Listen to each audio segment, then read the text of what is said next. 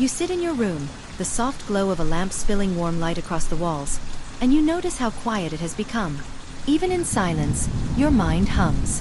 Thought after thought spirals, a gentle storm you can't quite escape. It's not that you want to overthink, but your mind seems to move with its own rhythm, a river winding through hidden valleys of fear, hope, and memory. And in this quiet, you begin to notice patterns.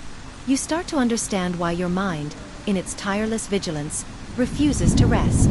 One reason is the brain's need for certainty.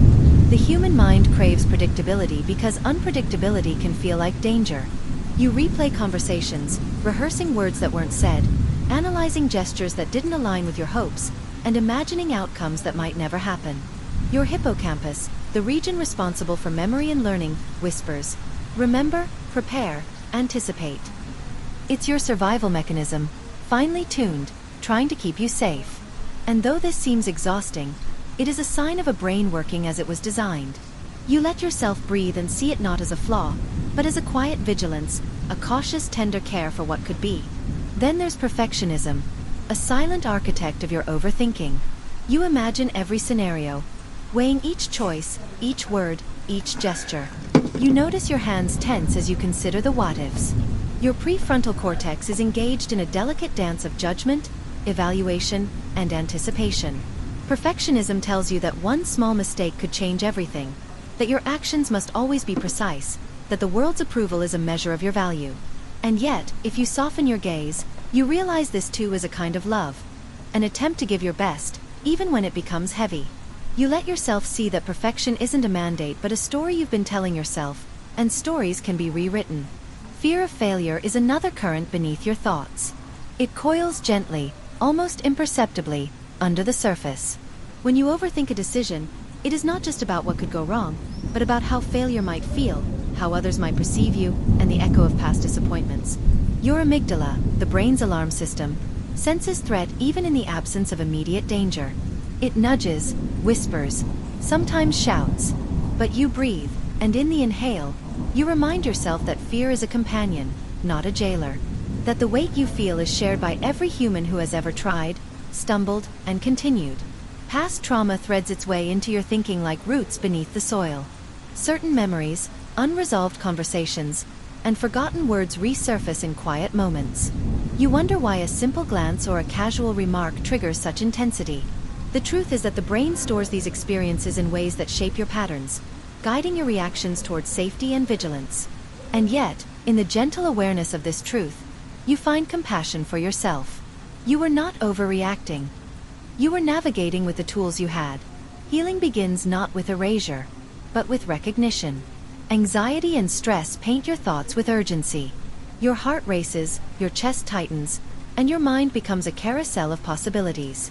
Cortisol flows, preparing your body for threat, as if every decision, every email, every social interaction were a battle to be survived. You notice this, and instead of judgment, you offer curiosity. Why is your body responding this way? What is it trying to tell you? And in that gentle questioning, the cycle loosens, the carousel slows, and you remember that not every signal is a call to action. Sometimes it is simply a whisper asking for rest. Low self-esteem can make your mind a relentless critic. Each choice, each interaction, each small gesture is analyzed for worthiness. You hear your inner voice tallying judgments, comparing, doubting, measuring against impossible standards. This voice is not cruel by nature. It is trying to protect you from rejection, from pain, from feeling invisible. And yet, when you sit with yourself calmly, you begin to recognize your own value independent of judgment. Your mind can overthink because it cares, and when it learns it is safe to care without fearing annihilation, it begins to ease.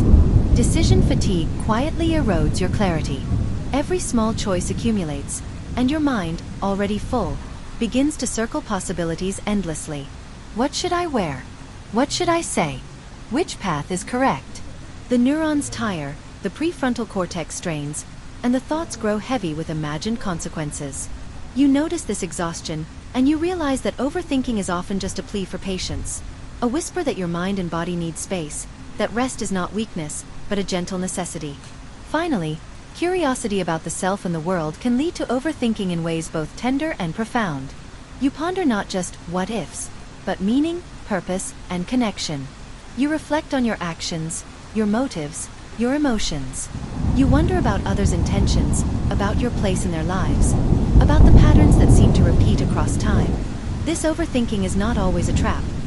It is often a dialogue between your conscious self and the deep, seeking part of you that wants understanding, integration, and growth. You allow yourself to explore these questions without judgment, understanding that awareness itself is a gift, even when it arrives in spirals of thought.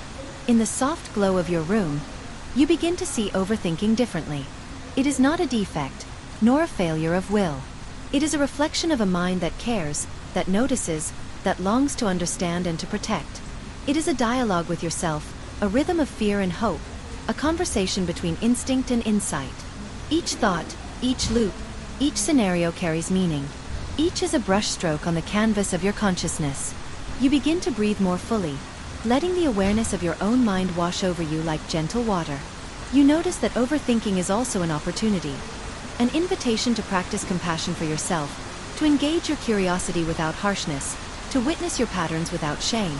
You recognize that every thought, no matter how repetitive, is also a signal, a story, a question waiting for tender reflection. And so, when your mind begins to hum and spiral again, you do not fight it. You do not push. You sit beside it, the way one might sit beside a restless child, offering quiet presence and gentle attention. You remind yourself of the science within you, that neurons can rewire, that the brain can learn new rhythms, that patterns are not destiny but invitations.